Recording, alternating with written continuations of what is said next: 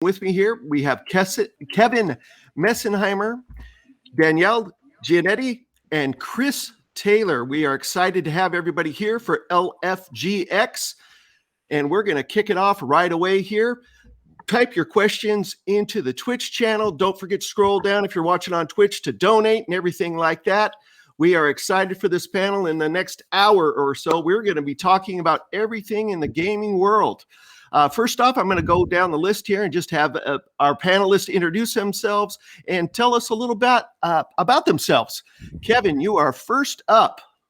Yep. Hey, everybody. My name is Kevin. I started right after college. I went to, join Intel, and then I'm 32 years old, by the way.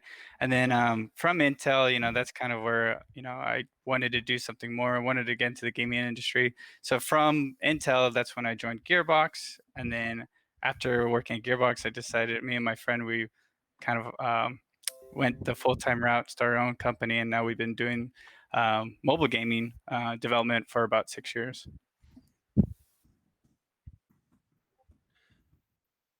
Perfect. Perfect. Thank you so much, and I really appreciate you being here. How about you, Danielle? Yeah. So name is Daniele. I was born in Italy. Grew up there, studied there. Um, I always loved gaming. I grew up playing games with my brother, um, and I still do.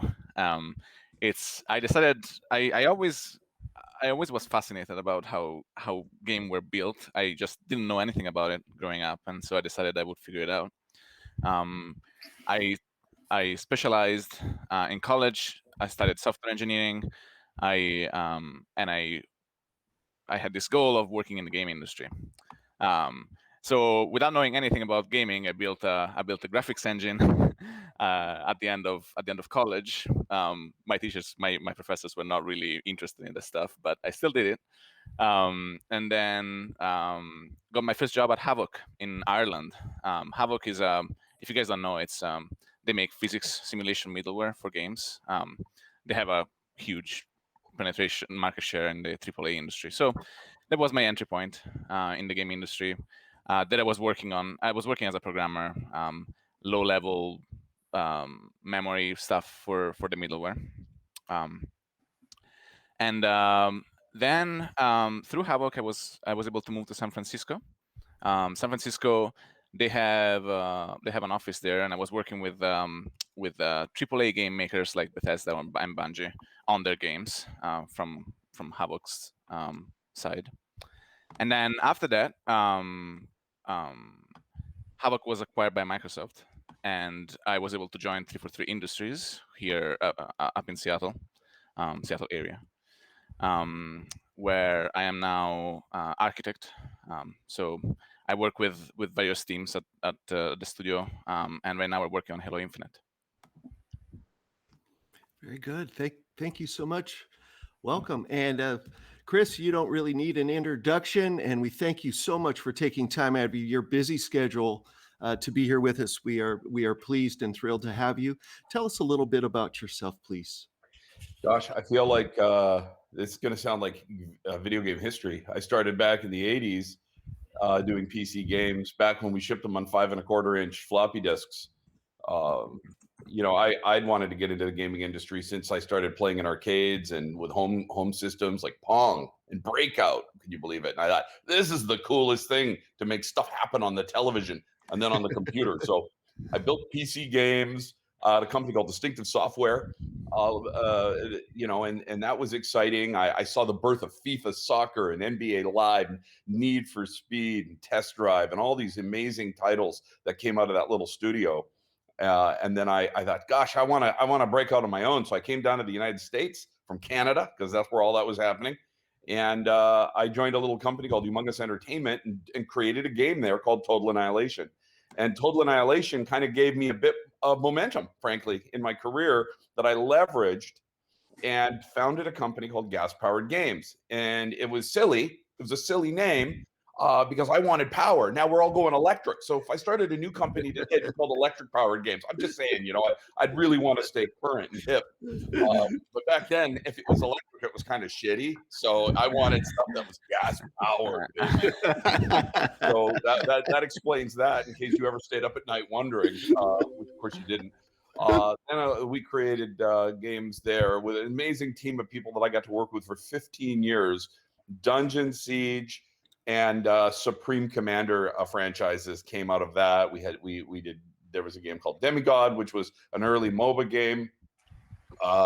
And we got to work with Microsoft on Age of Empires Online. We had a lot of fun. And then I eventually sold the company to a company. Of course, everyone knows Wargaming and World of Tanks. And I got to spend time with them. After spending a number of years there, I decided I wanted to go back to my roots. And I started a company called Kanoogi, which people have a hard time spelling, Kanoogi. I wanted a unique name. I wanted something nobody had ever heard of. And I've been working away at that kind of as a hobby / passion project, they call them, where, it's something that I work on without the intensity of having money, people, and publishers in my face. So I can just relax and let my true, sort of creative whims happen. That's a story maybe for later, to talk a bit more about that process. But that's my career. That was 30 something years. Excuse me. That was 30 years. And that was, I'm proud of myself for compressing it into that amount of time. So what would you say, and this is to kind of all of you, what qualities do you find that you needed inherently in yourselves to get into this industry and to do what you guys do to produce and develop games? What are some of the attributes that have helped you? I know collaboration is big in the gaming industry. What are some of the other skills that you guys have for inspiring others that may want to follow in your footsteps? Kevin, maybe start with you. Yeah, sure. I think a lot of it that we had is that coming out of college, I majored in electrical engineering, and in terms of programming, they don't really go that far deep into programming. And me and my friend, we were like, hey, we really want to get into games.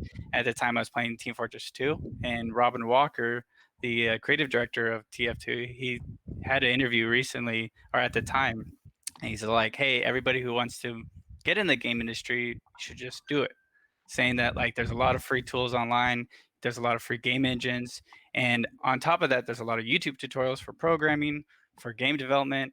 And as long as you have that willpower and you're able to dedicate some time on the weekends or at nights to go ahead and see your vision come true.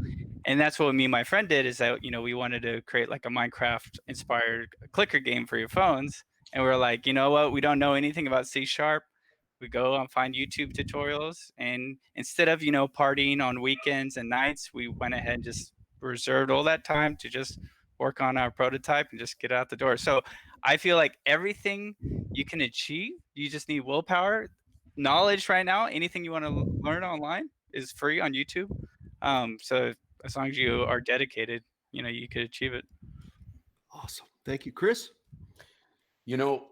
When I look back at it and I think about where I was, first of all, I didn't think I could get into the industry. So that was a problem, because just knowing you can do something really opens the door, instead of feeling like you're not even going to try to open it, but I got lucky, and I stumbled across a company, and I got my first job.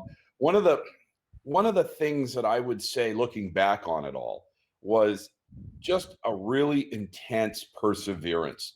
You got to have this attitude, like nothing's going to stop me, like you were just unstoppable force. Because what's going to happen to a person, I'm sure, is they're going to go in, they're going to pull down the Unity SDK or Unreal, or they're going to get a book on game programming, or they're going to pull something in, and they're going to look at it. It's going to be overwhelming to them. It's going to be bewildering. They're going to be like, what is all this? And they're going to just go, well, hell, I'm going to finish that Netflix series, or I'm going to go, refresh my brain, right? And the answer is keep pounding. Read the book, read the website, watch the video over and over again, and build something small. If you build something small, like, this is going to sound ridiculous on some level, but if you think about Pong, which I referred to earlier, which is like one of the first video games, Absolutely. you know, you ask yourself, can I make Pong? And you're gonna probably succeed, but you're gonna totally understand all the dynamics of Pong. You're gonna understand the XY coordinate system and how to move graphics around and play a sound, and maybe have an interface that you've built that says start game, so forth. And when you do that, the lights, they come on, and you go, oh wait, I can make this shoot, and I can put an explosion here, and I can add this, and I can add that. And that's the engine that you need to get turning over. You got to start that engine. And that's my advice to people. And just do not stop. Okay. If you truly want to be a game developer, keep going. And you don't need the breaks that I got back in my day, because you have all this virtual, you have all the stuff going on online, and you can build a website like Marcus Pearson did when he started Mojang, and he built Minecraft, right? He didn't go to a publisher and ask permission. He just damn well built it. And that's what I tell people to do. Just build it. Got it. Yeah, I think all of this is great advice. I think there's also a component of what discipline interests you. It depends on exactly what skill you're working at. Like, if you are interested in AAA game development, often people get like funneled into one or maybe two disciplines. So, for instance, if you're passionate about programming, it's kind of different that if you're passionate about being an artist in the game industry.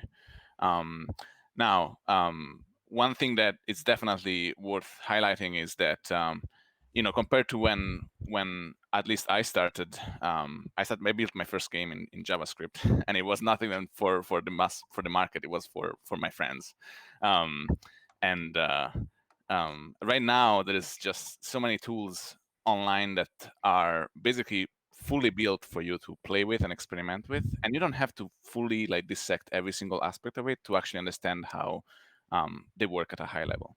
So I just recommend grab the Unreal SDK, or the Unity SDK, start looking at it.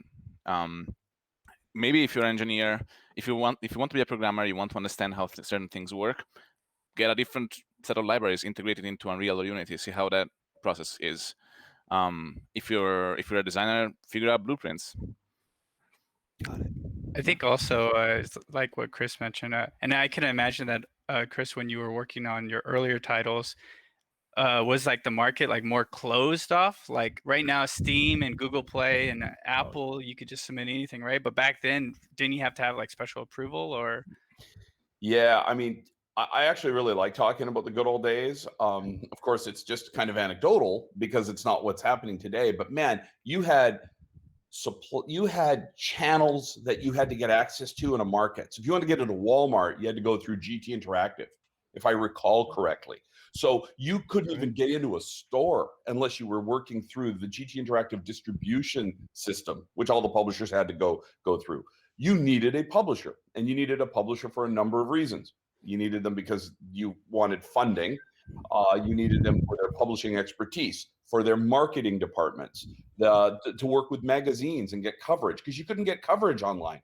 You had to do it all through a magazine. And I remember the first time somebody's like, oh my God, we got like a 4-page spread in a magazine. It's worth like $40,000 and it's free because the magazine is covering your game. I mean, that's pretty much gone today. And now we have influencers and all of the social networking that goes on. So the world has changed. But man, back then it was like you needed to figure out how to get your foot in the door to get into that lane. You couldn't just but it's I like the world that we live in now. Yeah, I think it's much, much better.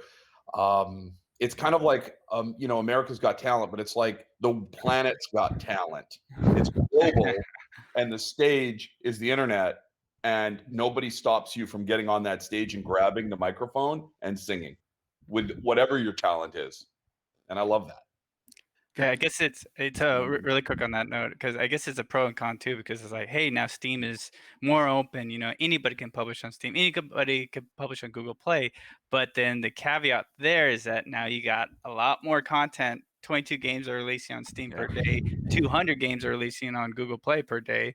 So you got all of this new content. So now you have to kind of resort to their recommendation algorithms, like from Steam or Google Play. Now it's this other problem, but It's true. You're competing with a much larger group, and at least you get to see who you're competing against in a sense.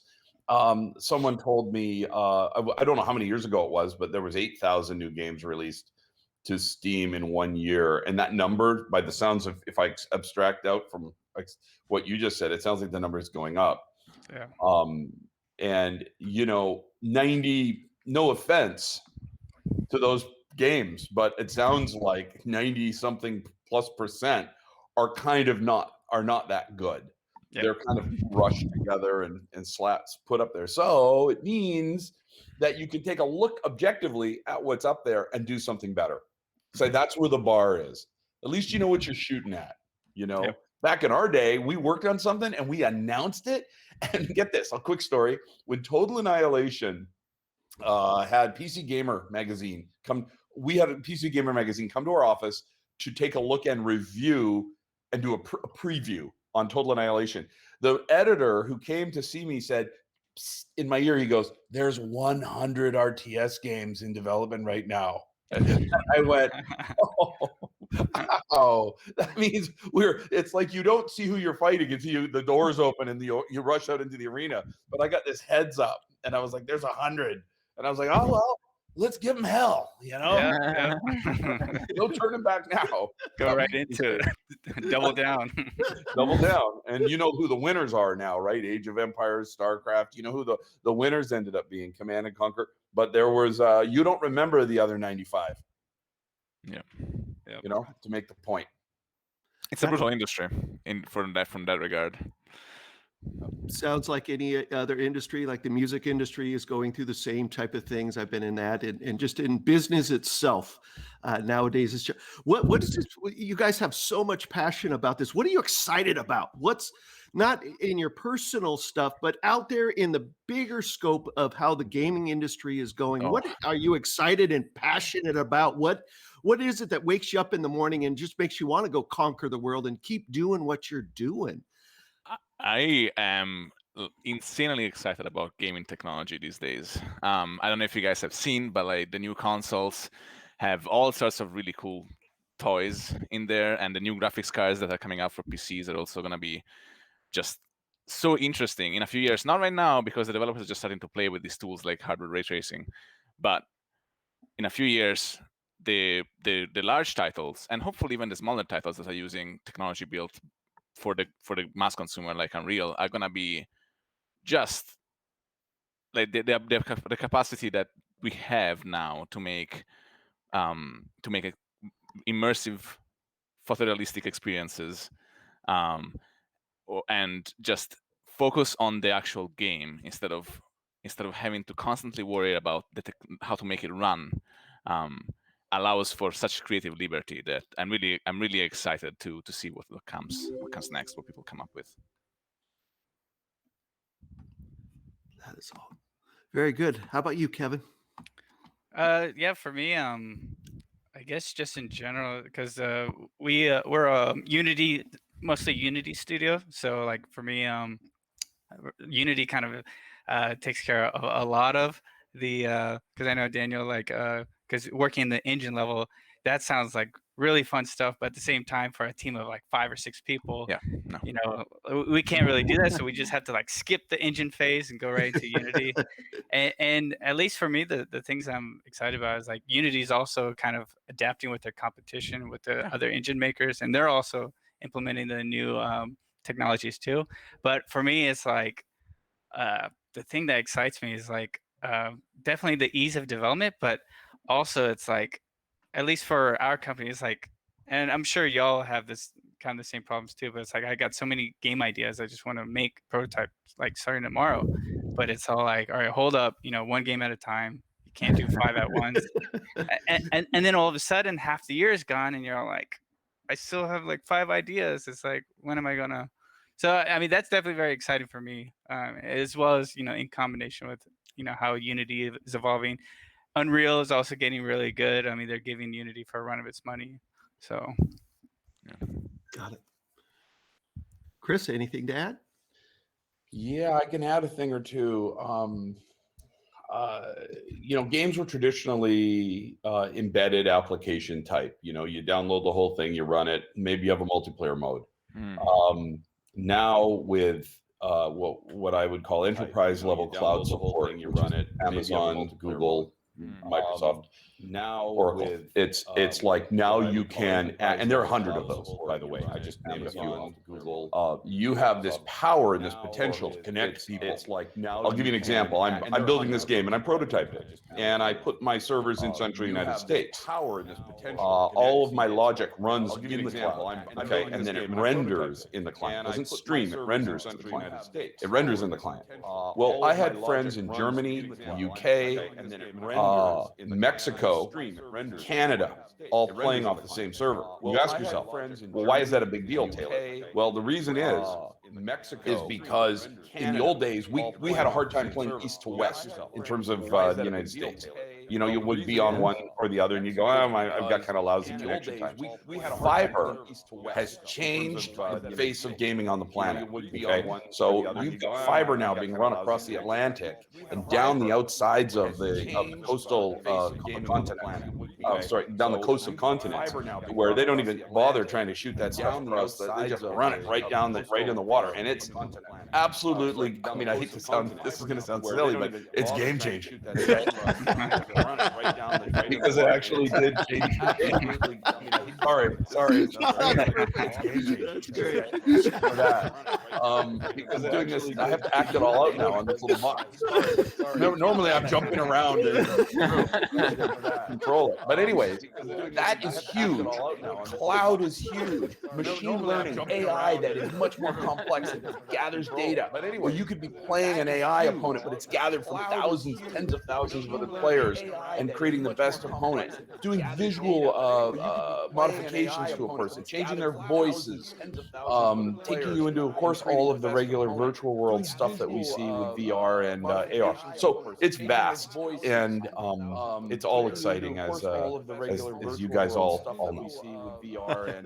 That is fantastic. What is a game that you guys have worked on or produced that you just absolutely loved playing? That is fantastic. What is a game that you guys have worked on or produced? I don't mind answering. I'll give you guys a little time. I love playing Total Annihilation. In fact, I was surprised by that because I love playing Total Annihilation. By the time you finish developing a game, did you ask me what game that we made that we liked? That you love playing. I don't.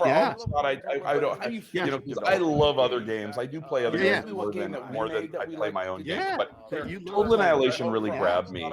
It was just such a fun toy. But when you're developing games, you just don't have the time to sit and play your own game. You're really better off while you're developing your next title to be playing other people's games so that you can stay aware of where the whole industry is evolving and moving to.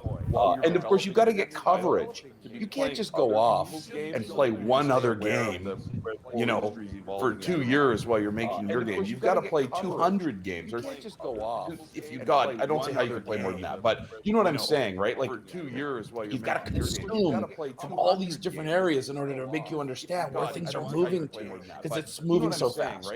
So it was TA for me. All these different areas in order to make you understand. Oh, sorry. Go ahead, Kevin.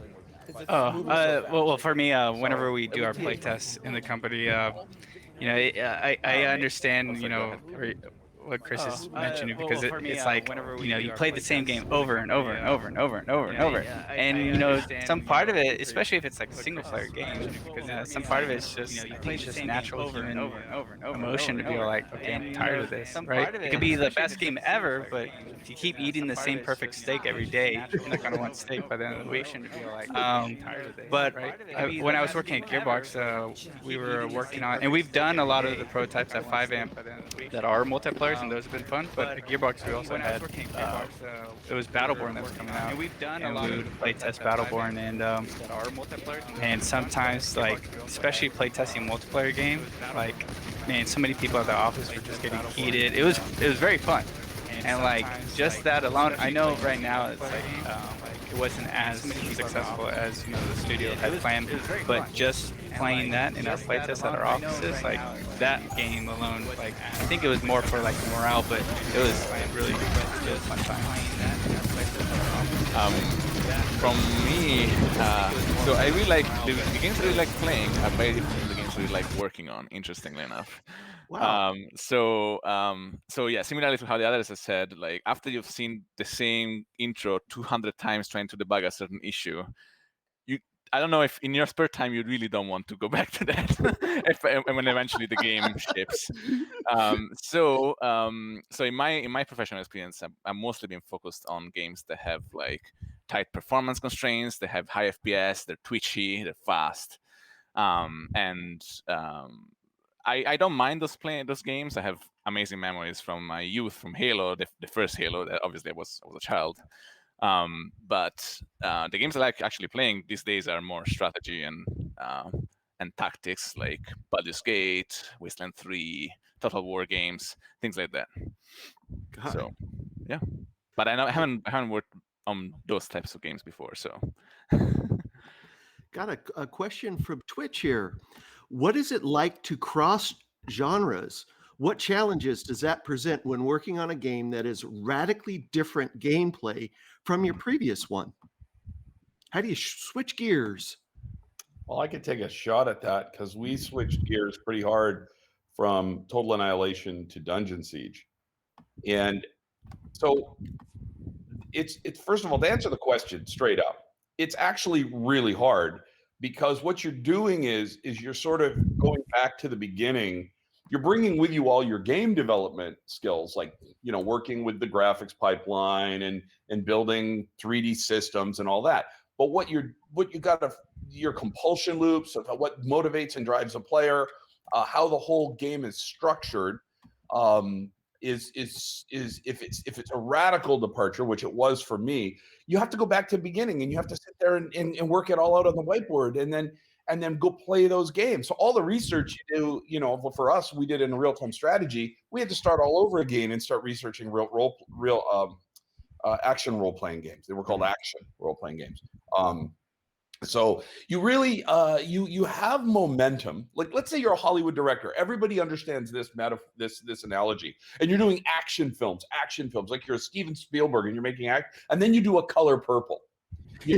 It's like you've got to really shift gears to get into that different storytelling headspace. And with gaming, you're empathizing in your mind, in the mental model that you build of the gamer. You're building a model that is a completely different model of the experience that they're having and what drives them. mm-hmm. Like an RTS game might last an hour, might last 45 minutes or 2 hours.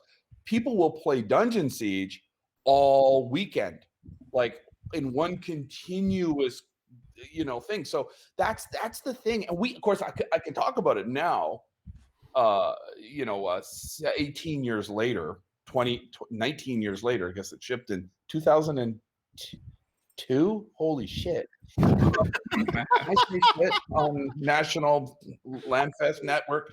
But it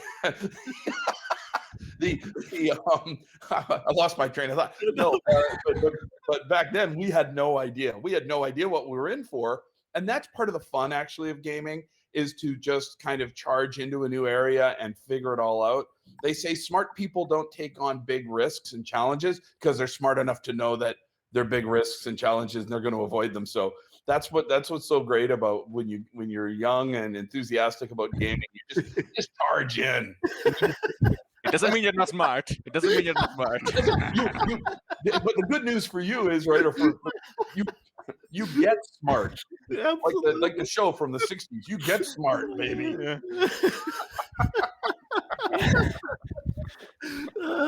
I'd also recommend, if you're moving into a new space that you don't have that much experience with, try and find the fun quickly, which basically means prototype your ideas, even if they're not refined.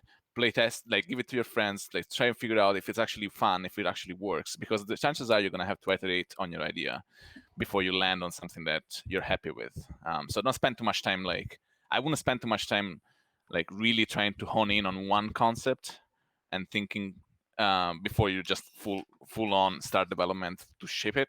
Just like prototype a few things, try it out as quickly as you can so that you find the fun early, and then you can build it. Got it. Yeah, I think for us, it's like we started out with PickCrafter, which is like the idle clicker, so it's kind of mostly 2D. And then the next game that we're working on, it's Merge Crafter, and it's on Google Play Early Access right now. But this is kind of like a merge game, similar to if y'all have played Merge Dragons. So this is a full 3D, different controls, landscape game versus a portrait type of game. So we're like, okay, we kind of have the idea, and you know, as Daniel said, it's like we kind of built a prototype, made it fun, but now what? And what we've been doing is that we've been playing other merge type games, like Merge Dragons, not to copy from them, but it's more of like, oh, check out how they did this HUD. Oh, okay, let's you know, modify our UI elements because you know they actually, this worked for them. Oh, you know, so it's just kind of like taking little, you know, pieces from whatever's out there already, not to copy, but just to kind of enhance your product. And then on top of that, now you're in the full mode of like, okay, I'm playing all these merge games. Now, you know, you go back to your prototype, and now it's just kind of, it's easier to work with. Got it. How do you guys do that though? How do you guys take an idea? Do you storyboard? People are always interested in how people take a concept in their brain, and how do you collaboratively work with people, work with your teams, work with others to get the vision that's inside of your brain and what you want. How do you do that? Do you whiteboard? Do you sit up at night? Do you keep a recorder with you when you go to bed? Do you take a sketch pad? How do you actualize getting things out and on working? How do you do that? Anybody? Well, I'll take a stab at this. I created something called a game design document, and I would have a template, and I would start to fill it in, and I would ask myself, I'd force myself to answer a lot of the questions, and it's still running around out there on the internet somewhere if you search for it. Put my name and template together. It's old, so it's things have moved past it since, but really it's a combination of acting it out, literally acting it out in the room, like you were a performer. I acted out most of the stuff that I wanted to have happen in Dungeon Siege physically, and then I wrote it down, because at some point you have a legal document with a publisher and they want you to write it down, as well as you want to share it with the team. But interestingly, the bigger that document gets, and here's a bit of advice on that, the thicker that document gets, the less likely anyone will read it. And you knew I was going to say that before I finished my sentence, because why didn't we know that back then? But we got right into our documents. Keeping documents super, super lightweight, highly pictorial, highly diagrammatic, boxes, lines, clip art, you know, and then describing the compulsion loop or the flow of the game in a document like that is really valuable. So I think times have changed a little bit, and that's where it's kind of landing. Although, man, I've gone through some real ups and downs with my documentation philosophies, and landed on something that was lightweight and consumable. I think so. I don't come from a design experience. I don't have any basically design experience, but in terms of like presenting concepts and ideas to others, which I do a lot in my job, I would say it's important for you to take some time to build something that is digestible for the other person to actually understand what you're trying to tell them. So if you have an idea and you're like, okay, well, I think this is a good idea, I want to present it to someone, to your colleagues, to your partners that may want to join you in this mission. I think if you spend some time like learning some tools to properly present your idea, maybe make an animation. I mean, basic level PowerPoint animations. Higher level, build something small that shows the idea in a pre-done package like Unity, for instance. I think that's important because if the more they can digest it, the more you can show them precisely what you're thinking of, the better. And you don't have to show the whole thing. You can just like have this game idea has like these specific aspects that I really think they're a good idea. Maybe just present those and then write everything else in a less digestible form. Yeah, it's kind of like a layers of convincing. If you're a Yeah. great convincer already, well, then you don't Yeah. even need to make the prototype. Act it I out. guess, yeah. You're good. You're fine. You could whiteboard it. But then, like for me, I've tried to sell some of my ideas, and it's like, we're on the fence. I was like, okay, you know what? I'm gonna go ahead and spend a weekend working on the prototype. Here, now what do you think of it? And they're like, oh, okay, I like this. Like, Yeah. I think it's worth really underscoring prototype, even with we call them placeholder graphics or white boxes or gray boxes. And like white box was just quite literally geometry where something was happening, and gray box was like a slightly more sophisticated piece of geometry. I don't know if that terminology is used still, but is it? Yeah. Oh yeah, Oh, yeah. cool. Like I was stranded on the moon, and I'm just back. Hey, do you still calling it a gray box? No, you old fart. Get out of here. That prototype, underscoring what you said, Kevin, about prototype, super important. If you can build a prototype, you can almost skip the documentation unless you're required for some reason to write it down. But otherwise, I'd say go straight to the prototype. And it was very expensive in the past to build a functioning prototype of something. Right now, it's much cheaper. Absolutely. Yeah, and it could all be temp code, or now they have visual scripting too, like Unity plugins or Unreal plugins. So you just like, as long as you don't have to fully be an expert at code, you could download these plugins and you can still build in the editors. Yeah, it's great. Does it matter in the industry what city you live in? Or part of the world? Does any of that matter at all? It's New York, California, Paris. Are there hubs that for inspiring developers or people that want to produce games? Does that matter anymore with the internet? I don't think it does. Okay.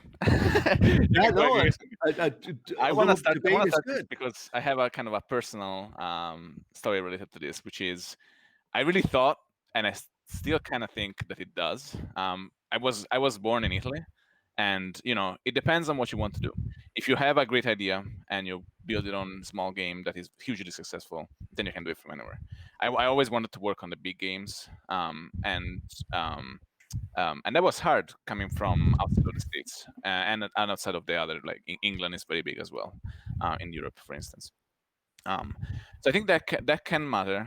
It doesn't mean that it's something that you can't overcome, and especially now the industry, not just the gaming industry, but a lot of industries are moving towards like decentralized working, so you can work with anyone, anywhere. It doesn't matter where they are. Time zone can still be a challenge, but it is definitely not as big of a deal as it was before. I think there is still hubs out here, and now with the pandemic, things are changing. But there's still hubs for AAA industry, at least in the States. The big ones are Los Angeles, and Seattle is a pretty big one. San Francisco can be considered a significant one, but yeah. Yeah, for me, I think it depends on your position too, because like at the time, me and my co-founder, when we first formed the company, we formed it in California. And then after a couple of years, we talked to a lot of small business lawyers, and they're all like, why did you guys form it in California? Because you guys have to pay 10% of all your revenue to California. So we were like, okay, we need to get ourselves out of the state. And, we're debating between, because there are those hubs, like San Francisco has a lot of the gaming startups that have funding, so taxes to them in terms of getting 10% state tax to them, that didn't really matter. But San Francisco is a big hub, LA, we were thinking like, okay, well, either between Seattle and Austin. And of course, they have other hubs on the east side too. But to us, we're just looking, our goal is to, how can we extend the lifetime of our company? Every dollar counts. So for us, it was a little bit different. Yeah. But I mean, hubs do make sense. I mean, right now, all of us are remote, but it would be great. I think it's a dream to be all in one office because the culture just can live so easily there. Whereas remote, I feel like culture can take a slight hit, because a lot of things are forced. But right now, especially in this time, it makes sense. But eventually, it would be nice to have like a office location. And of course, that also depends on where you're at because cost of living too, right? So you have to think about rent, things like that. Absolutely.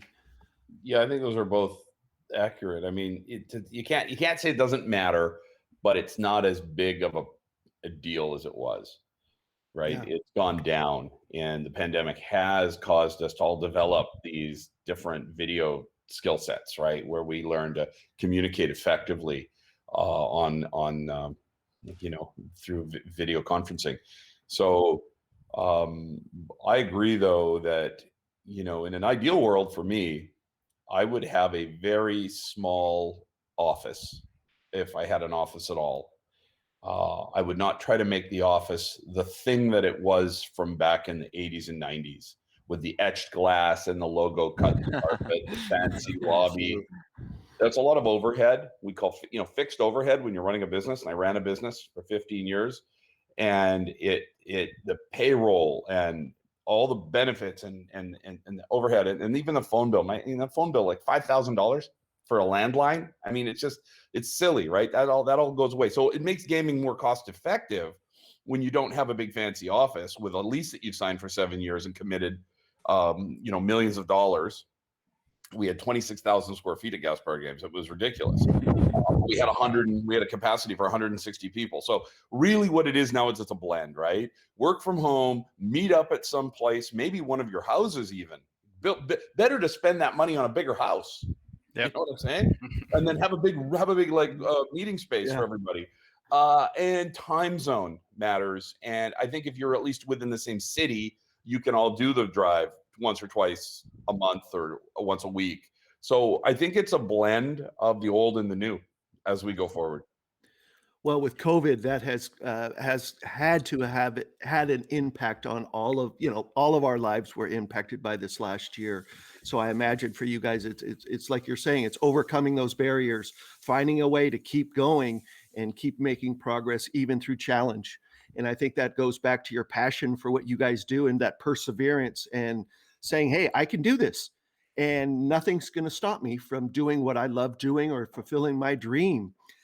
Which is fantastic. When did you guys choose, though? What was the tipping point where you said, you know what? I'm going to quit my day job, and this is what I'm going to do now. And I know that might vary in your personal worlds, but when was the shift? You know what I mean? That shift to where you go, you know what? This is my career now. This is my job, instead of going somewhere for 8 hours that you hate and then going to do what you love to do, if that makes any sense.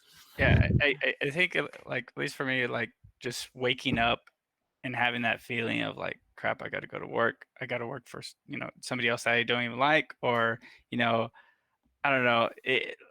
I kind of blame it on like having a bad manager at the current time, or at the time when I was having that emotion, and then you kind of just see like life just pass you, like, oh, it's been 2 years since I've been at this one position and I don't really like this at all. And it was all like, how do I get out of this? You still need a full-time job. And for me, that's kind of when I was like, well, you know what? Me and my friend, we were like, let's try to get to other companies. Let's try to get to Microsoft or Facebook or something like that. And we worked on a prototype, the Minecraft inspired clicker game, for the purpose of getting a job at Facebook or Microsoft. So Gearbox was all like, oh, hey, we'll interview you. And they asked me like 0 questions about my day-to-day life, but they really just enhanced, all their questions was about Pitcrafter. And they asked like different things. I was like, oh, this is cool. And they gave me the job and I moved to Dallas. But then, I love Gearbox. I love all the people there. But the thing is that we started seeing Pitcrafter generate so much revenue on the side that we're all like, we gotta quit. We gotta just like go full time. So that's when it was the point of time where like, all right, we're doing this. Let's start hiring slowly. But it was more of like that change of like, hey, let's change up our lifestyle. Let's do something we like. Absolutely. My study is really boring, so I go with before Chris, I think, which is that I never had like a boring day job that I wanted to quit and decided I'm going to make games instead, because my first job was like in what I wanted to do, like game development, and you can make a like like a full-time career job in the game industry these days. It's not going to be in the indie. Like if you want to break the bank making the new Minecraft, it's not exactly the way you get there. But there is a lot of game developers out there that have huge projects that need your professional help, and you can have a career there. It's the route I took, and right out of college, I decided I wanted to have this career, and so I started looking for positions like that. So That's fantastic. Yeah. Chris. Well, I worked in a plastic sewer pipe factory. Oh, no way, really? I mean, if you said to me, if there's ever an industry that was full of shit, that was it. I mean, those guys, and the foreman was just a lunatic. He was crazy. He was like Dave Chappelle's character that did this, you know. And one day, this guy is over in my part of the factory, screaming at me for stuff, going, "What are you doing? What are you doing?" I'm like, you know what? I've had it. That was the breaking point for me. And I went and I told him, I said, "You can take this job and shove it." And I went and I grabbed the newspaper and I looked at the career opportunity section and I went through it. It was like MBA and CPA. It was all these highfalutin college educated positions. And of course, I just finished grade 12, and so I couldn't even get an interview at one of those places. So this is what happens next. You cut to the back of the newspaper. This is back when there was newspapers. Remember that? Oh, yeah. The weird thing you held up like this in the donut Absolutely. shop, so you didn't have to talk to anybody else around you. You Absolutely. just sort of you could canopy yourself with the newspaper. Like the world doesn't exist. There's a shooting, and you're just like, I don't know. I'm reading. Anyway, I got to the back of the newspaper, and there's this teensy little ad. Computer programmers who know C and assembly language in a challenging environment. And I was like, that sounds good. So I called them up, and it was a job at Distinctive Software making video games. So I think I get a point here for just shithouse luck, because that's what that was. It was just pure luck that I opened this thing up and I found this tiny little ad. Call it fate. And then that was it. The rest of my life changed forever when I joined that company. That is fantastic. We're getting really close on time, but I do want to ask each of you one more question, if it's okay. And it builds on exactly what I've been hearing you guys saying all the time here. Know what you're going after and go after it, and don't let anybody stop you, or don't let the world stop you. It's very inspiring, not just for the gaming industry, but for life industry. For anything that you want to do in life, learn what's going on out there. Do some research. Keep your head up. Keep positive. You're going to take some lumps. You're going to make some mistakes, and you got to build on that and not get mired in the oh my God, I can't do this, instead of looking at what you can do. And I think, what else would you guys want to leave this panel with for any inspiring person that is a young person that wants to get in this industry? What words of wisdom out of your collection of things that we've talked about in your past, or anything that you would want to tell people about going into this industry? Some words of wisdom as you guys move on with your day. I would like to tell everyone to try and go after your passion, whatever your passion may be. And it may be game development, or it may be something very specific inside game development. You may think that you want to do game development, enter the game industry, and realize that what you're actually doing, your day job, doesn't actually click for you. It doesn't quite hit the spot. Do some introspection, think about who you are, and figure out what makes you happy, and try go after that. Because what makes you happy is likely something that you're going to be really good at. That's wonderful. Yeah, I think also be like, if you want to release a game, if you want to get into the game industry through that way, just be persistent. just learn as much as you can. But also, like, let's say you have a prototype and let's say this is your idea you have a lot of passion about. Definitely need to be open about, like, hey, guess what? Maybe the way that you see your prototype,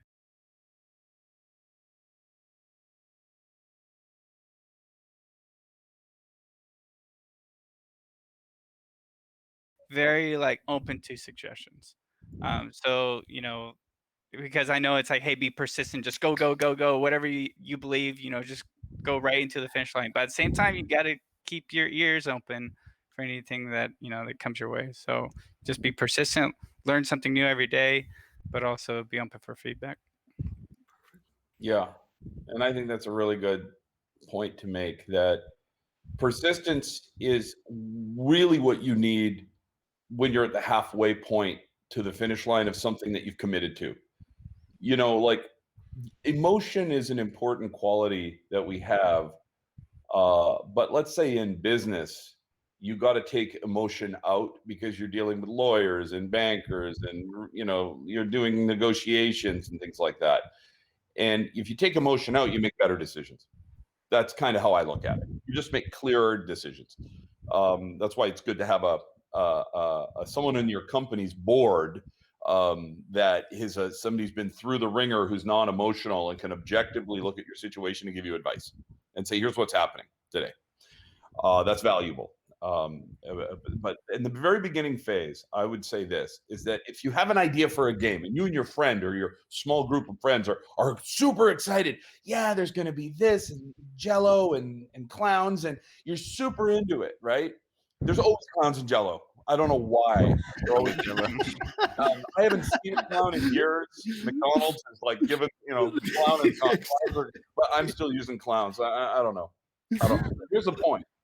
The point is, don't fall in love with your first concept.